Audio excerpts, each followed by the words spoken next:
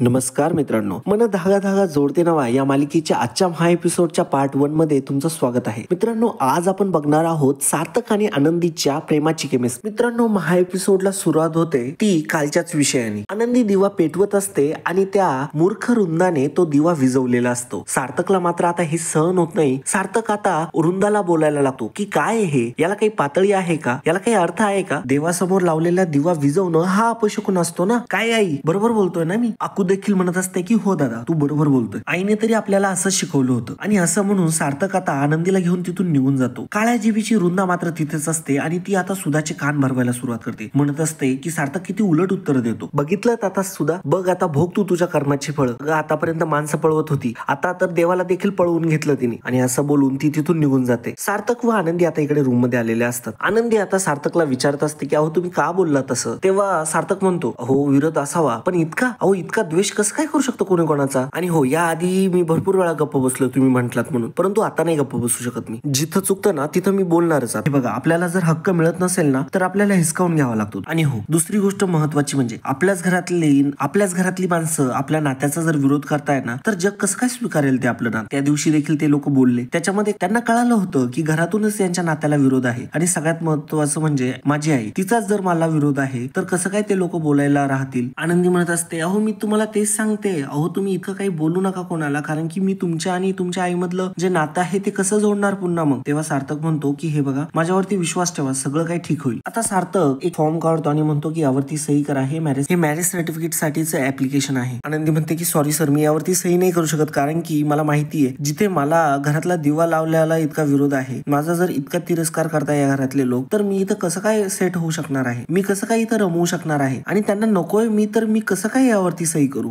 आनंदीला आता फारच दुःख होत असतं. ती खाली बसते. आता सार्थक त्याच्या प्रेमाच्या जादूची कांडी वापरतो. सार्थक आनंदीला समजावून सांगू लागतो, हे बघा मिस आनंदी, प्रश्न कधी सुटत नसतात, ते सोडवावे लागतात. हे बघा, जर तुम्हाला जर कुठे जायचं असेल आणि वाटेत जर खड्डा आला तर तुम्ही काय माघारी फिरता का घरी यायला? नाही ना. तो खड्डा पार करून पुढे तुमची वाट मोकळी असते ना तुम्हाला जाण्यासाठी. तसंच असतं नात्यांमध्ये देखील. आणि अशा प्रॉब्लेम्स मध्ये मी जर तुमची साथ घ्यायची नाही तर काय उपयोग माझा? नवरा आहे ना मी तुमचा. तुमच्या प्रत्येक प्रॉब्लेम मध्ये, अडचणीमध्ये, संकटामध्ये मी तुमची साथ देणार, हे कर्तव्य आहे माझं. आता इकडे सुधा रडत असते आणि ते रुंदा येते आणि रुंदा म्हणत असते की हिचं फार होत चाललंय बरं का आता सुधा. ही आनंदी ना आपल्याला देखील या घराच्या बाहेर काढणार आहे. हिच्या जर मनात आलं ना ही सार्थकला देखील कुठे घेऊन जायला बसली. तेव्हा सुधा मात्र म्हणत असते की हे घर एकोप्याने वाढलंय आजपर्यंत, आणि काल आलेली मुलगी माझ्या सार्थकला कधीही बदलू शकणार. सार्थक नाही वागणार ग असं. तेव्हा मात्र रुंदा म्हणत असते अगं सार्थक नाही वागणार, परंतु त्याच्यावरती लिंबू फिरवलंय, तिने वश मध्ये करून घेतलंय त्याला. तर अशा प्रकारे रुंदा ही तिच्या काळ्या जिभीने सुधाचे कान भरवण्याचा प्रयत्न करत असते. आता दुसरीकडे इकडे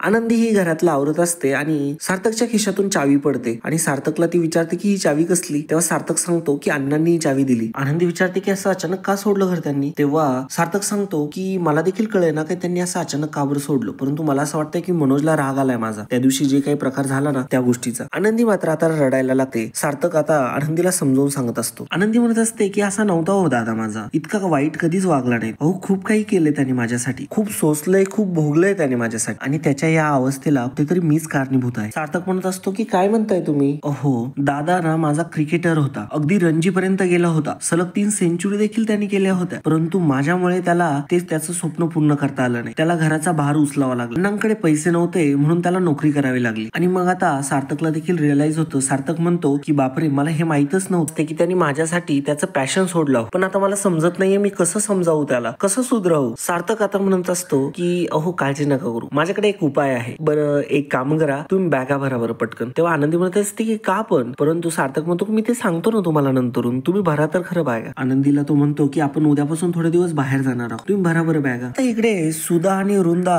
पोहे खायला बसलेले असतात. सुधा म्हणत असते की सार्थक नाही आला पोहे खायला खाली. तेव्हा रुंदा म्हणत असते की तो आता खाली नाही येणार, तू पार याच्यामध्ये तुझं पार किती जरी प्रेम किसून टाकलं ना तरी देखील त्याला ते पोहे आवडणार नाही. त्या आनंदीने इतके वश मध्ये करून ठेवलंय ना, उद्या जर ती त्याला म्हणाली ना चल माझ्यासोबत घर सोडून, तो देखील जायला बसलाय. आणि तेवढ्यातच सार्थक व आनंदीवरून बॅगा घेऊन येत असतात. शलाका म्हणते अगं आई हे बघ. आता मात्र सुधाला तर टेन्शनच येतं. आता रुंदा एवढ्यातच असं काही बोलत होती आणि तर लगेचच तिला चित्र दिसू लागतं. वरून सार्थक व आनंदी दोघेही बॅगा घेऊन खाली येत असतात. रुंदा म्हणते की मी म्हणाले होते ही याला घेऊन, मी म्हटले होते ना तुझा मुलगा गेला आता तुझ्या हातातून. सार्थक मात्र सांगण्याचा प्रयत्न करत असतो, परंतु सुधा देखील काही ऐकू घेत नसते. सार्थक म्हणत असतो की अगं ऐकून तर घे, अगं मी आणि आनंदी जरा बाहेर चाललोय काही दिवसांसाठी. सुधा म्हणत म्हणत असते की बाहेर बाहेर कुठे? सार्थक तू घर सोडून चाललायस ना? सार्थक म्हणत असतो अगं घर सोडून नाही चाललोय, अगं मी आणि आनंदी काही दिवस त्यांच्या घरी चाललोय राहण्यासाठी. आता आनंदीला देखील माहित नसतं कुठे जायचंय. आनंदी देखील खूप शॉक होते. आनंदी विचारते की काय म्हणताय सर तुम्ही हे? आता सुधाला मात्र फारच टेन्शन आलेलं असतं. सुधा म्हणत असते की तुला जायचंय ना, बरं जा तू, आणि हा घे चाकू आणि आधी पहिल्यांदा मला मार आणि मग जातो इथून. आता सुधा मात्र फारच जास्त भावूक झालेली असते. तिला फारच टेन्शन आलेलं असतं. तिला वाटत असतं की तिचा मुलगा काय तिला सोडून जातो की काय. आणि मग आता ती सार्थकला म्हणत असते की माझा जीव घे पहिल्यांदा. सार्थक तिला समजून सांगण्याचा प्रयत्न करत असतो की आई अगं तू काय बोलतीये हे. आता सुधा मात्र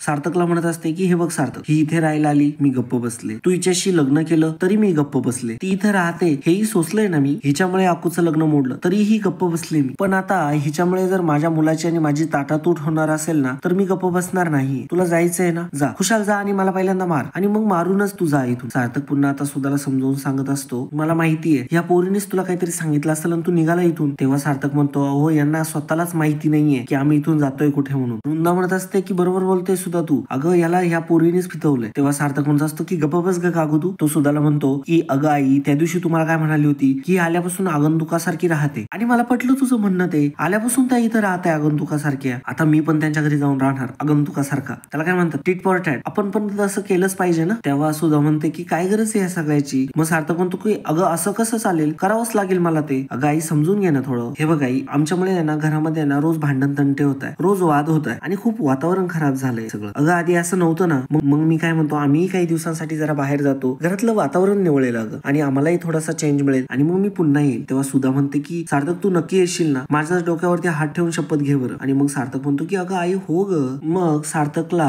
सुधा म्हणत असते तू परत येशील ना पण, आणि जर नाही ना आला तर मी तुला न्यायला तिकडे. तेव्हा येईलच ग मी इकडे. बरं असं कर शाला का जा बरं, आईची पण बॅग भर, आईला पण घेऊन जातो मी. अगं किती भारी होईल, अगं लोक काय म्हणतील. जावयासोबत सासू देखील आली. तेव्हा सुधा मात्र रागावते आणि म्हणते की सार्थक कॉमेडी करत म्हणतो की अगं आनंदी चल पटकन आपण निघूया पटकन, जोपर्यंत हिरवा सिग्नल असतो तोपर्यंत रस्ता क्रॉस करून घ्यायचा असतो, चल पटकन. आणि मग सार्थक व आनंदी तिथून निघतात. तर मित्रांनो अशा प्रकारे पहिला जो आपला पार्ट आहे मा एपिसोडचा तो इथे संपतो, परंतु दुसरा एपिसोड हा देखील चॅनलवरती अपलोड आहे. तर तो बघण्यासाठी डिस्क्रिप्शन मध्ये देखील लिंक दिलेली आहे किंवा आता इथे वरती तुम्हाला व्हिडिओ देखील दिसत असेल आणि तुम्हाला कमेंट बॉक्स मध्ये देखील लिंक दिलेली आहे. तर मित्रांनो त्या लिंक वरती क्लिक करून देखील तुम्ही हा व्हिडिओ बघू शकता किंवा चॅनलच्या पेज वरती जाऊन देखील बघू शकता.